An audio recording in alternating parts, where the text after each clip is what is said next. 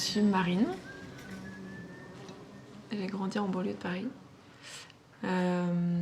Avec des étapes de vie en Bolivie, de vie en Haïti, de vie dans les Cévennes, dans le Haut-Diois, et puis maintenant dans la vallée de la Scie, dans la Drôme. Dans ce beau lieu là, au-dessus du four à pain. J'habite au-dessus d'un dragon. J'aime bien voilà, le voir comme ça. Aujourd'hui, je me sens un peu comme une abeille, tisseuse de liens.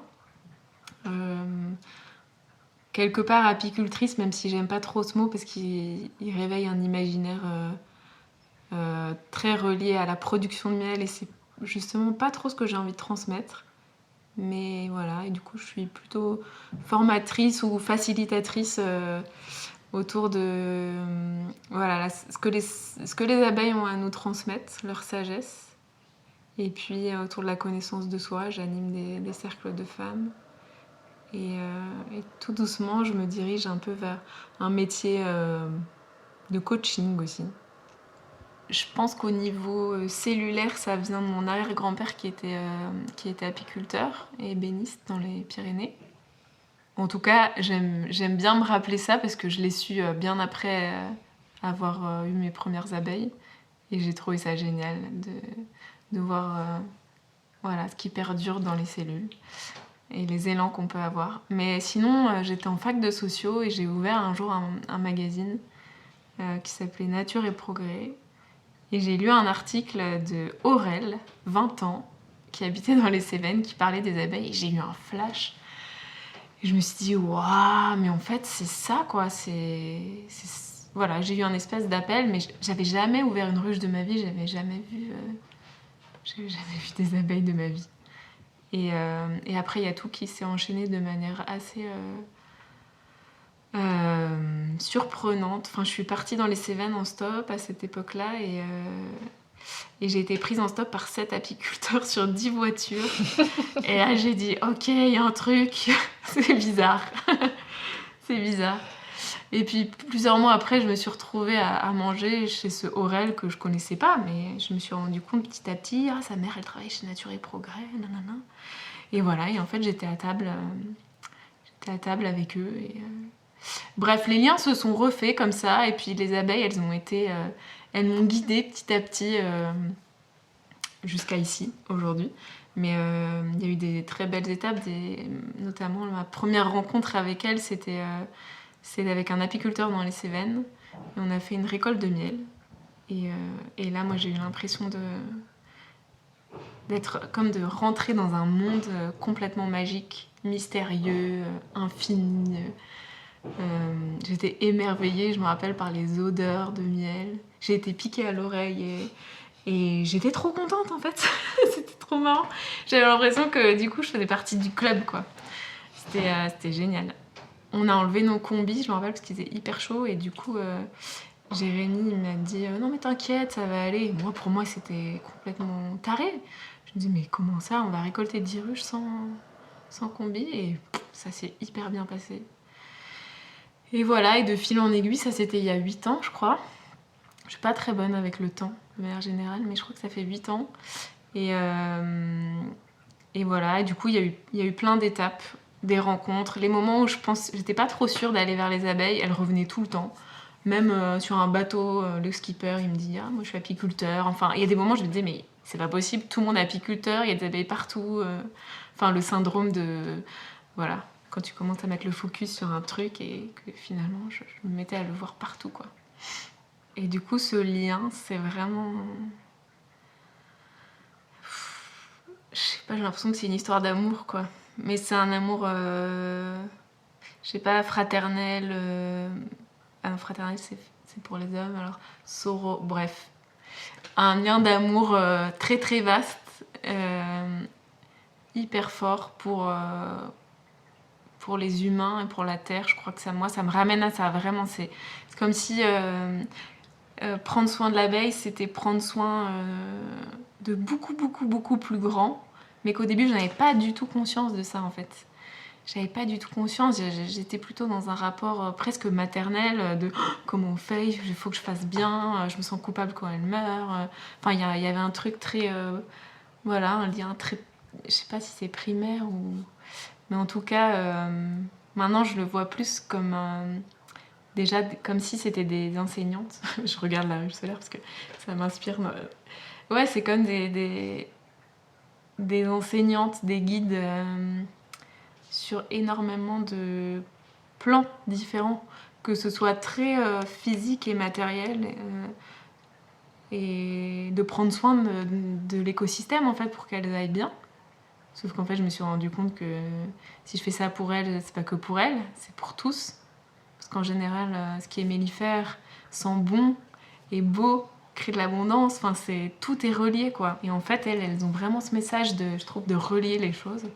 Après, sur un autre plan, il y a vraiment le plan intérieur. Au début, je m'approchais des ruches avec le palpitant, est-ce qu'elles vont m'attaquer. Enfin, il y avait vraiment un truc... j'avais souvent du stress. Et en fait, elles m'ont vraiment appris à être hyper présente, à revenir à l'intérieur aussi, écouter en fait comment je me sens, sentir voilà, est-ce que c'est vraiment un bon jour pour aller ouvrir cette ruche, quoi. Parce qu'on a un énorme impact quand on ouvre un espace, que ce soit une ruche où tout est hyper relié. Je vois bien, c'est des êtres solaires et un jour de tempête, c'est clairement un jour qui va amener une énergie qui est... souvent l'énergie de l'eau, elles n'aiment pas. Après, moi, j'aime bien expérimenter et vérifier ça, donc je l'ai quand même fait. Donc j'ai bien confirmé que c'était pas terrible et qu'elles étaient quand même... elles défendent leur territoire. Elles m'ont appris ça aussi, en fait, à défendre mon espace, à poser mes limites. Et en fait, elles font un super effet miroir. Hyper cache pistache, quoi. Vraiment, t'es pas centré, bim. Je vais te le faire savoir. Mais ce qui est beau là-dedans, c'est que leur piqûre, elle est guérisseuse. Et ça, j'ai appris en formation d'apithérapie. C'est qu'en fait, elle te pique pas à un endroit par hasard. Et c'est quand même... c'est l'ancêtre de l'acupuncture, quoi. L'abeille, son dard, c'est une guérison. Donc, elle vient me piquer à un endroit pour rééquilibrer des choses. Donc, voilà. Ouais, moi, elle m'enseigne aussi, évidemment, la reliance et la coopération. C'est complètement fascinant pour moi de voir un être qui œuvre en âme groupe, mais du coup on voit bien qu'il n'y a plus d'ego là-dedans. Enfin, c'est comme des cellules, c'est un super organisme, un être pluricellulaire qui œuvre en perpétuel mouvement, ensemble, en intelligence collective, avec une communication hyper fine et performante, quoi. Il y a ces histoires de phéromones et d'odeurs qu'elles s'envoient. Il y a tout un tas de mécanismes fascinants comme leur résilience, justement. S'il y a un événement qui vient amener du chaos dans la ruche, elles ont cette intelligence collective. Elles ont 7 rôles normalement dans leur vie. Elles passent par 7 rôles. Elles vont toutes passer par ces 7 rôles. Mais si à un moment il y a un événement qui fait qu'il y a besoin de beaucoup plus de nourrice pour prendre soin des larves, d'un coup, tout le monde, sans se poser de questions, genre ouais, non, mais moi je serais plutôt une butineuse. Non, mais il n'y a pas d'ego en fait. Tout le monde devient nourrice pour soutenir le process. Et là-dessus, c'est vraiment, je sais pas, j'ai l'impression d'être minuscule et d'avoir tellement à apprendre à côté d'elle que je pense que j'ai pas trop encore les mots pour parler justement de cette conscience collective. Et c'est inspirant, c'est vibratoire en fait, c'est d'être auprès d'elle et d'observer. Mais j'ai pas encore trop de mots. Tout ce qui ressort, c'est ce qu'on disait tout à l'heure, c'est que moi je vois les humains comme un être en devenir, enfin une future âme groupe, mais qui s'ignore encore et du coup qui a plutôt besoin là pour le moment d'être dans un jeu bien affirmé, qui connaît bien sa couleur, qui sait bien qui il est, pour ensuite pouvoir faire une belle ruche d'abeilles qui oublie son ego et qui œuvre pour plus grand, quoi. Mais bon, je crois qu'on n'est pas encore tout à fait là. Mais c'est bien d'avoir un modèle. C'est inspirant. Pourquoi tu dis que t'es pas apicultrice ? J'ai eu une phase où j'ai eu besoin de voir ce que c'était l'apiculture et peut-être d'en faire un métier. Donc je suis allée en CFPPA et j'ai fait une formation agricole Et là, je me suis pris quand même une bonne claque. Parce que moi, j'étais trop naïve, quoi. Je me suis dit, ouais, tout le monde aime les abeilles, tout le monde, il est gentil dans le monde des abeilles, quoi. Vraiment, j'avais cette vision, bah, de toute façon, t'aimes les abeilles, tu fais des choses pour elles, pour qu'elles aillent bien. Et en fait, c'était hyper dur de voir que en fait, le monde de l'apiculture conventionnelle et professionnelle, et, les humains qui sont dedans sont amoureux des abeilles, c'est certain. Mais le système et les attentes financières notamment font que bah, aujourd'hui un apiculteur professionnel c'est quelqu'un qui a pas trop, qui est un peu coincé dans bah, la transhumance, nourrir ses ruches parce que quand tu récoltes du miel et qu'en fait on est dans un climat complètement déréglé avec des grosses sécheresses.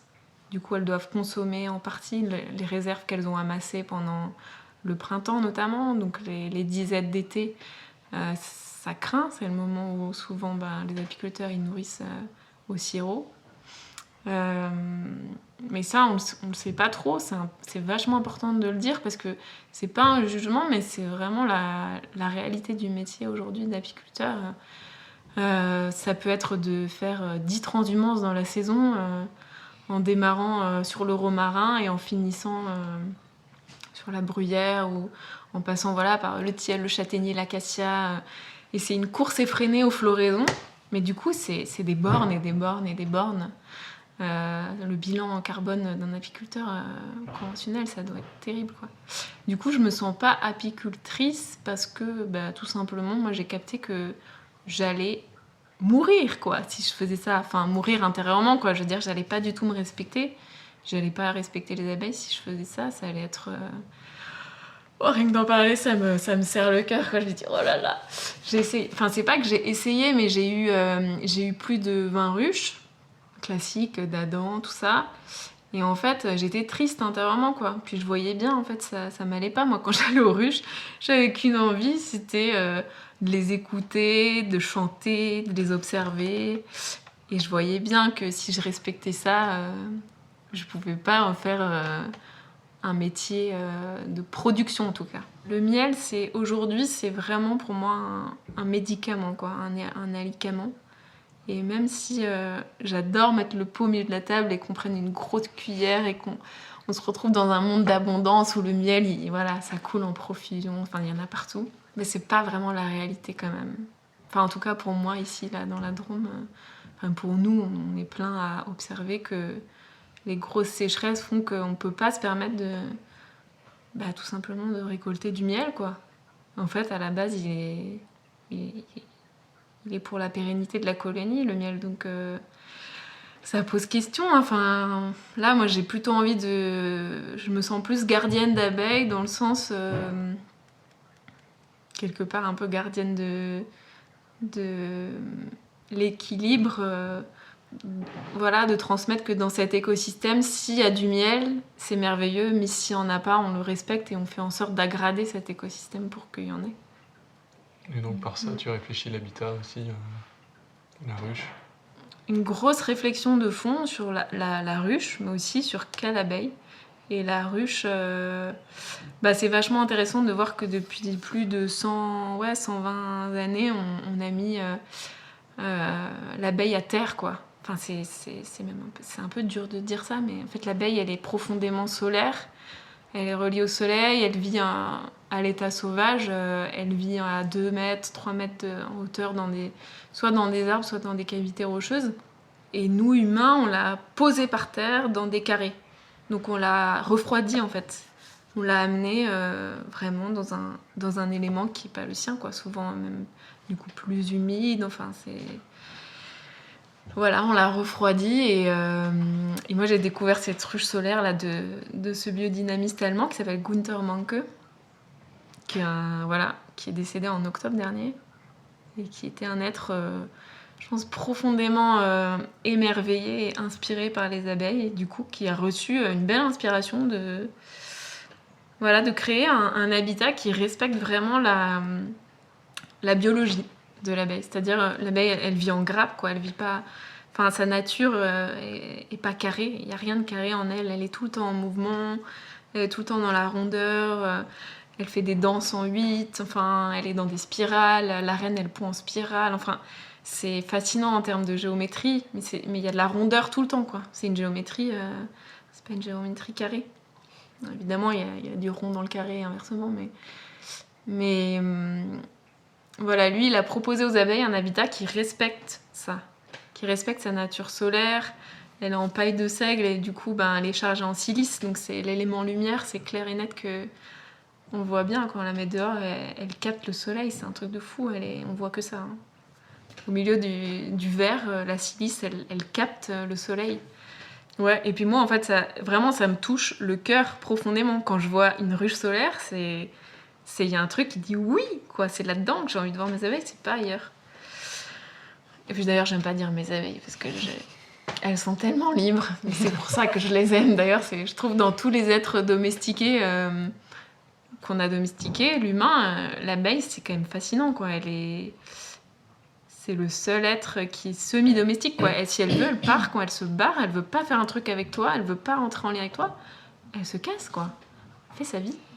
Et on peut pas la mettre... En fait, je trouve que c'est génial, on peut pas la parquer comme une chèvre. Parce qu'en fait, si on la parque, elle peut plus sortir butiner. Donc, c'est comme si on la contraignait. Donc, il y a un truc qui est hyper fort dans... Pour moi, elle m'évoque vraiment la liberté. Enfin, comment on travaille ensemble en se respectant. Du coup, c'est une profonde liberté qu'on acquiert petit à petit, je trouve. Donc ouais, la forme est hyper importante. Et d'ailleurs, en fabriquant cette ruche, il se passe un truc. Enfin, moi, je sens bien quand je la vanne que ça me fait bosser aussi sur mon habitat. Quoi, si je fais ça pour elle, j'ai envie de me l'offrir pour moi aussi. Et je trouve que du coup, comme d'hab, ça fait un joli miroir de... Attends, mais en fait, qu'est-ce qui me correspond vraiment? Dans quoi j'ai envie d'habiter?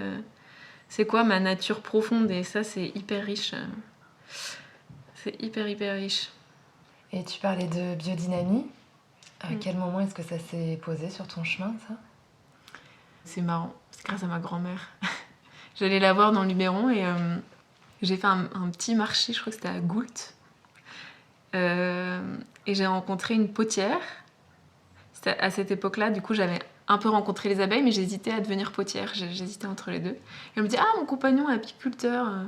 Donc voilà, j'avais le couple potier-apiculteur qui était là sous mes yeux, et moi, j'étais pile dans cette indécision. Et donc Mathieu, qui est devenu un super ami maintenant, il m'a transmis cette approche subtile, parce que vraiment, la biodynamie, pour moi, c'est relier la Terre au cosmos. C'est prendre en compte les énergies cosmiques aussi dans notre lien au vivant. Et là, ça m'a ouvert un monde. Déjà, j'avais quelques petites affinités avec les planètes. J'aimais beaucoup explorer l'astrologie et tout ça. Mais là, il y avait le côté ancrage. Et en plus, cette dimension scientifique, enfin la biodynamie, je sais qu'elle a été beaucoup décriée parce qu'on me disait voilà, c'est un peu des sorciers, c'est un peu ésotérique et tout. Mais il y a des fondements qui sont très très très profonds. Et donc Mathieu m'a transmis ça. Et après, en fait, je me suis formée avec Thierry Bordage, qui est un formateur en apiculture biodynamique. Et j'ai fait dans le Lot, à Baumrousse, à plusieurs endroits. Des formations en biodynamie autour de l'abeille spécifiquement. Et puis après, un séminaire génial en Bourgogne, où là, c'était incroyable, quoi. Il y avait des gens un peu de partout qui sont venus partager une vision de l'abeille. Et je me suis dit, ah mais putain, mais je suis pas toute seule à sentir qu'il y a un truc très très fort avec elle sur un plan subtil. Notamment, il y avait un herboriste qui est venu et qui nous a transmis... des trucs géniaux, quoi. Il nous racontait, moi quand j'arrive aux ruches, à 200 mètres, je commence à jouer ma flûte pour leur dire que j'arrive. Donc elle, de toute façon, l'abeille, c'est un truc que j'ai envie d'explorer. Elle a une vibration de guérison et du coup, elle est aussi hyper en lien avec tout ce qui est vibratoire, donc le son. Et lui, il s'amusait vraiment à jouer avec les sons et à amener des sons dans le rucher. Enfin, disons que moi, ça m'a ouvert des portes de dingue. Je me suis dit, waouh, là, c'est infini, on va pouvoir se marrer. Parce que je crois qu'il y avait un truc aussi qui m'a attirée dans la biodynamie, c'est ce côté un peu alchimiste. Enfin, de toute façon, qui est en plus la nature de l'abeille, c'est une alchimiste, quoi. Elle transforme la lumière Enfin, elle met de la lumière dans la matière, quoi. C'est quand même un truc de fou de se dire ça. Enfin, moi, une fois, il y a un biodynamiste qui m'a dit ça, je m'en suis pas remise depuis. La lumière dans la matière? Quoi? Quoi? Ah oui, les sucres, ok, la photosynthèse, ouais, la plante. Enfin, il y a une alchimie qui se fait sur plein de niveaux. Et la biodynamie amène vraiment cette dimension magique mais avec voilà, un cadre, des préparations. Enfin, et là, moi, du coup, ça m'a éclaté, quoi. Je me suis dit, wow, là, c'est vraiment énorme. Les éléments dans la ruche, comment la ruche est reliée à différents éléments, la propolis, le pollen, le miel, enfin, c'est trop passionnant. C'est pareil, ça, on peut en parler pendant 15 heures non-stop. Voilà, donc il y a eu ça. Et puis maintenant, il y a ce projet avec le mouvement d'agriculture biodynamique qu'on est en train de monter à 15 associations, de créer une fédération autour de l'abeille, mais l'abeille vraiment comme enseignante, quoi. Avec du coup l'horizon d'une super fiesta pendant 3 jours à Fontvieille, à côté de Arles, en 2022. Ça va s'appeler Sacrées Abeilles et ça va être trop cool. Ça va être vraiment justement en mode intelligence collective et en gros, nous on s'est dit on a envie de répondre ensemble à la question c'est quoi le monde de demain qu'on veut, à quoi ça va ressembler et comment les abeilles elles peuvent nous aider à le créer, à le manifester concrètement, quoi. Et pas rester que dans le rêve, l'idéal. Alors justement, l'abeille qui relie, le nous, comment on met ça en place? Comment tu prends modèle justement des abeilles? Et ben du coup, j'aimerais bien que Carole soit là parce que du coup on est 2 dans l'abeille qui relie. On a imaginé tout de suite, au début on s'est dit non, on peut avoir qu'une approche holistique, sinon ça va pas nous ressembler et on sera pas bien dans ce qu'on propose. Du coup on a 3 piliers en gros. Le premier c'est vraiment, on l'a appelé créer de l'abondance. Donc on propose vraiment une vision et des ateliers autour de l'apiculture naturelle, la construction de ruches solaires en vannerie. C'est un espace où on transmet vraiment des choses concrètes, quoi, dans la matière, comment on se relie aux abeilles, avec quand même toujours ce focus on expérimente et on fait ensemble. C'est vraiment les trois focus. Avec aussi la conception d'espaces mellifères. Carole, elle a 20 ans d'expertise en écologie et du coup elle amène vraiment une vision très profonde et aussi très technique et en plus subtile avec la dimension géobiologique sur le lien entre l'abeille et la plante et comment on crée des écosystèmes mellifères au-delà des idées reçues qu'on peut avoir.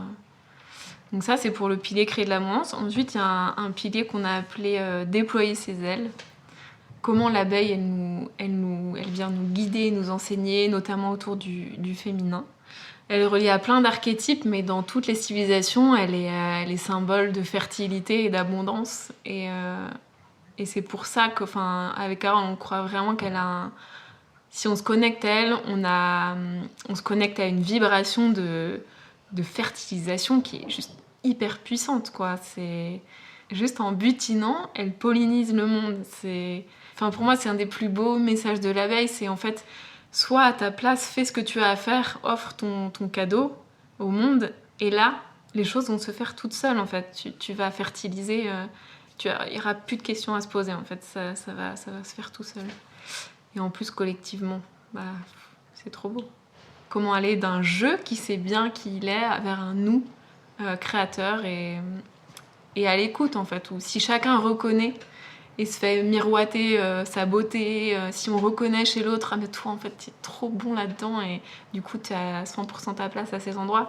Voilà, il y a vraiment cette idée de reconnaître la valeur de l'autre et sa propre valeur et du coup de pouvoir créer des collectifs sains en fait, où chacun se sent reconnu et complet et du coup on peut œuvrer ensemble. Voilà. Et ensuite, le troisième pilier, c'est essaimer. Ça nous fait toujours marrer parce qu'on se dit que c'est essaimer, on peut entendre plein de choses. Et l'essaimage, c'est un peu ce qu'on est en train de faire maintenant. C'est notre pilier plus transmission, soit des conférences, soit des temps d'animation de débats, de films. On a eu une belle projection d'un film qui s'appelait Honeyland. On est allé animer dans les cinémas des débats autour de ce film. C'est ça, c'est contempler, expérimenter et faire ensemble. La journée d'initiation à l'apiculture consciente, on prend un temps que j'adore ce moment, où vraiment on va imaginer qu'on a des énormes oreilles et on se colle à la ruche. Là on va même utiliser j'ai oublié le mot, stéthoscope. Vraiment rentrer par la porte des sens dans le monde des abeilles. Et on fait un exercice que je trouve super riche parce qu'on est au-delà des interprétations. C'est-à-dire qu'il y a des gens qui ont déjà vu, qui connaissent un peu l'abeille, d'autres qui connaissent pas, mais on fait un temps de contemplation avec 0 interprétation pendant 10 minutes. Juste on regarde et on note en fait tout ce qu'on voit. Après on note soit par écrit, soit dans notre tête, ça dépend, on n'est pas tous fait pareil. Et ensuite, vraiment, on va par la porte des sens. Imaginez qu'on a d'énormes oreilles, ensuite nos énormes yeux, un énorme nez, et vraiment d'aller contacter l'abeille avec nos sens, c'est un truc complètement magique parce qu'en fait, déjà ça permet. En fait, on voit les gens. Hein. Il y a des gens, ils ont naturellement un très très très grand nez. Enfin, moi je sais que je fonctionne vraiment avec mon nez, même s'il est petit physiquement, mais. Sentir l'odeur de la propolis, ça me met dans un état de complètement. Je suis complètement. J'ai plein d'énergie qui arrive, quoi. Il y a des gens, c'est en écoutant. On a notamment une très belle photo de Omiao, une amie, avec son oreille contre la ruche. Il y a son visage qui s'ouvre. Elle est complètement émerveillée de ce qu'elle entend à l'intérieur et on sent, en fait, aussi, on voit, chacun découvre avec ces exercices-là qu'il a des portes d'entrée différentes. En fait, on est tous différents et c'est chouette parce que ça ouvre le monde, évidemment, de la ruche et de l'abeille, mais aussi un monde intérieur qui est... Voilà, où en fait, on se découvre en même temps qu'on découvre... L'abeille devient médium de ça. Ouais. En fait. Et je crois que c'est un des trucs les plus importants pour Carole et moi, c'est que tout ça, pour nous, c'est important de se rencontrer avec le vivant, parce que sinon on se déconnecte. Il y a un côté où toutes les deux on a beaucoup cheminé en développement personnel et tout ça, mais en fait, si c'est pour faire ça dans sa bulle sans être en lien avec la vie, ça marche pas. Et là, c'est cet atelier où on rentre en lien avec l'essence. Ouais, j'ai plein d'images qui me viennent et là, ça me fout trop la banane de voir les gens, tous ces humains, ces humaines, s'émerveiller en fait. L'émerveillement que procure l'abeille, il est quand même particulier. La porte de juste la contemplation ou la mise en lien par l'essence, elle est trop belle. Moi, j'adore ce moment-là.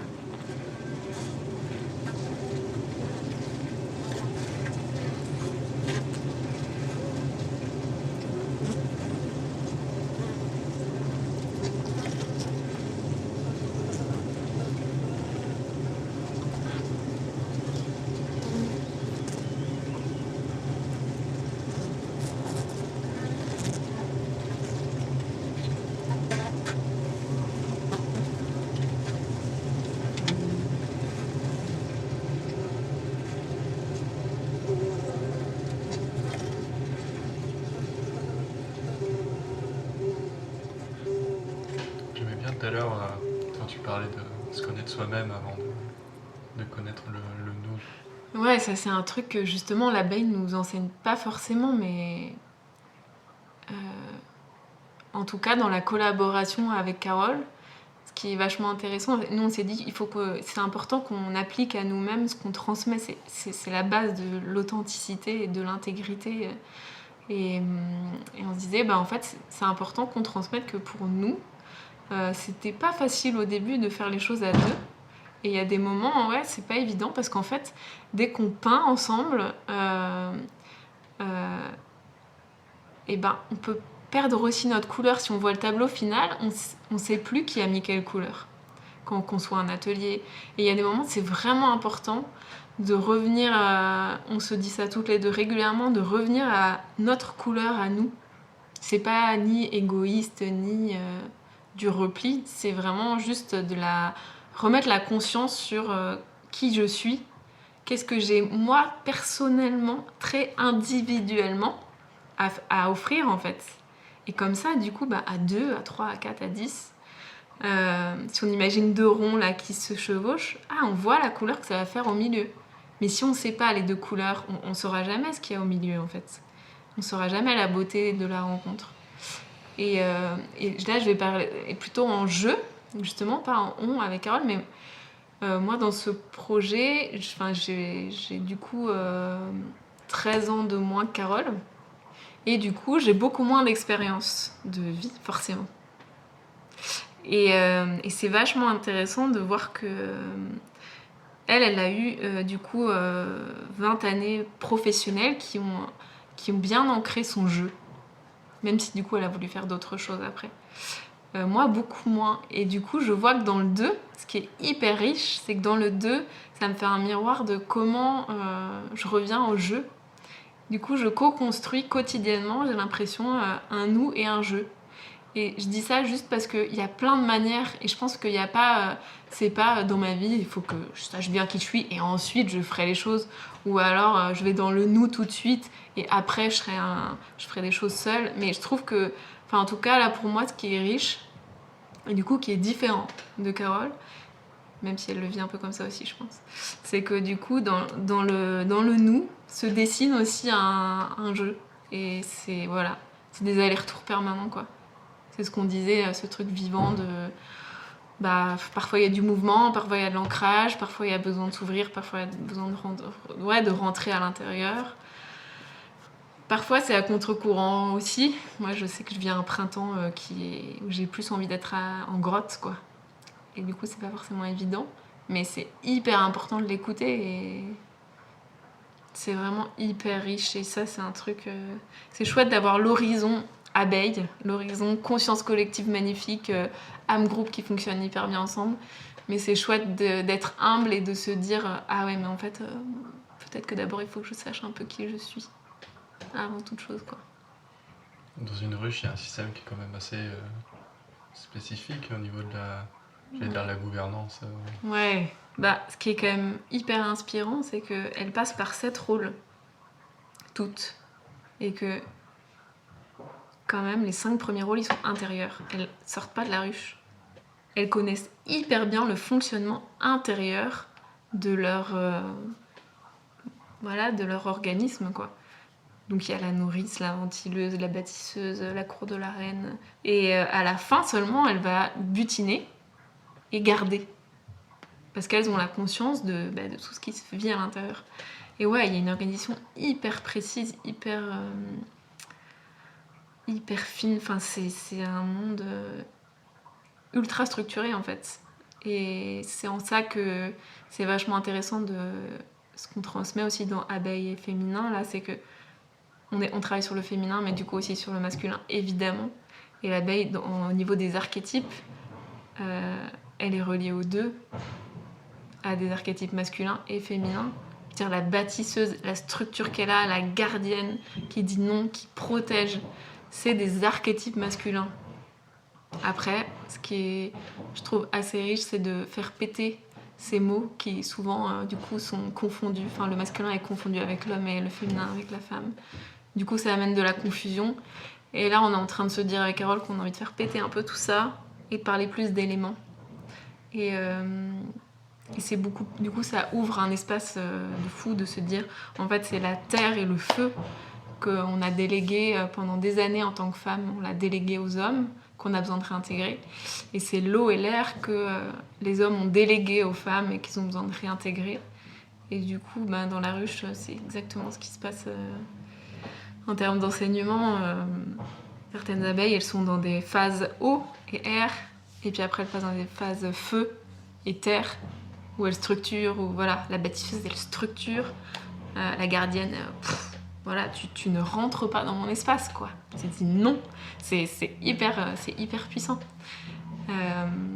Et là, quand on parle d'éléments, bah c'est... Je sais pas, moi, ça me détend. Je trouve que ça ouvre un espace... Ouais, qui est vraiment riche, surtout dans un monde qui est vachement en mouvement par rapport aux repères, même au niveau des genres. Enfin, je sens que, je sais pas, on a eu un moment où ce serait chouette aussi qu'on change un peu les mots pour que la réalité, elle soit moins figée. Parce qu'il y en a beaucoup qui se reconnaissaient pas dans ces mots. Le féminin, on devrait être comme ci, comme ça, le masculin. Et en fait, du coup, ça nous a vraiment permis d'explorer comment on peut trouver des mots qui parlent à tous, en fait, et qui sont pas enfermants. Et les éléments, bah, le jour où on se sentira enfermé dans les éléments, je sais pas, je pense que c'est pas demain. Ça laisse plus d'espace, quoi. Ça permet de parler de quelque chose qui est plus vaste, enfin d'être, et non plus de homme-femme ou masculin-féminin. En fait, ça permet de dézoomer et de parler de ce qui est vivant en nous, plus que de concepts. De polarité. Ouais. Bien qu'elle parle, hein, c'est parlant aussi. Enfin, je pense qu'il y a plein de gens qui s'y reconnaissent dans ces polarités, mais là, je sais pas. Moi, j'imagine que du coup, l'espace est beaucoup plus vaste et que l'exploration, elle grandit avec ces mots. Ce serait quoi ton rêve du coup par rapport à ça, si t'en as un? Le plus grand, le plus immense rêve? Ok. Et ben... ce serait que chaque être puisse contacter sa beauté et l'offrir au monde. Et que du coup, cette planète soit aussi belle et fertile que la somme, plus que la somme en fait, que la co-création de tous ces êtres ensemble. C'est un petit peu... Ouais, oui, c'est un petit rêve. Je sais pas, un jour on m'a dit faut rêver grand parce que... Bon, du coup, voilà. Ouais. Après, ça c'est un rêve pour l'humanité, mais un rêve... Moi j'ai un rêve très pragmatique dans la matière, c'est de créer un jardin d'Éden sur Terre, quoi. Avec... du coup, à une échelle où j'ai un petit peu... Voilà, le premier rêve, j'ai pas une énorme capacité d'action vers ça. Mais celui-là, collectivement, avec un groupe de personnes, j'ai vraiment envie de l'ancrer. Un lieu, en fait, qui inspire et qui ressource. Du coup, j'y vois beaucoup d'arbres, des vignes qui grimpent dedans, des roses de partout, parce que j'ai vraiment une affinité avec la rose. Plein d'humains, plein d'enfants, ça sentirait bon le pain qui sort du four. Spéciale dédicace pour Wari en dessous. Et justement, ça serait l'abondance de miel parce que ça serait un environnement sain et fertile du coup. Il y aurait beaucoup d'amour là-dedans et beaucoup de fraternité. Et j'ai découvert le mot adelphité il y a pas longtemps. Je sais pas si vous connaissez, mais quand même il est très beau, je trouve. Adelphité. Enfin, c'est au-delà du masculin. Enfin, frère et sœur, c'est au milieu. Un lieu qui inspire. Ouais. Autant ceux qui y vivent que du coup, ça serait un lieu ressource pour l'extérieur. Après, moi, je m'y vois très bien dans la matière, à cultiver la rose, à être en lien avec les abeilles et après beaucoup de... Voilà, que ce soit un camp de base pour continuer le voyage en voilier, puisque mon rêve, quand même, c'est de proposer des grandes traversées à la voile. Un autre rêve. Voilà. D'essaimer, en fait. D'essaimer. Voilà. 2-3 trucs pour cette vie. Il y a du boulot. Ouais, mais j'aime bien Khalil Gibran, il dit que le travail c'est l'amour rendu visible et du coup moi ça me donne vraiment envie de travailler avec de la joie quoi. C'est une phrase qui m'a complètement fait vriller le cerveau et je me dis oh, putain si on redéfinit le travail comme on rend notre amour visible, bah finalement ça donne vraiment envie de bosser. Donc ouais, moi je veux bien bosser, si c'est pour manifester l'amour, pas de problème. C'est parti. Ouais. Ouais, vraiment. Trop bien. Et merci pour ton partage. Carrément. Bah, merci beaucoup. On était autour d'un pot de miel, faut qu'on le dise quand même. Hein. C'est quand même on était autour d'un gros pot de miel. Et merci aux abeilles. Ouais.